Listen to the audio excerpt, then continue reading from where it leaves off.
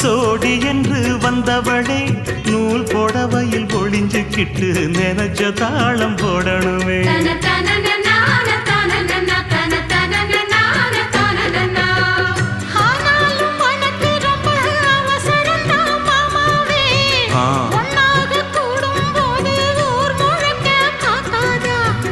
பார்த்தாலும் தவறு இல்ல பனியுறங்கும் ரோசாவே உன்னால சொத்த வச்ச மூக்குலதான் வைக்காதா.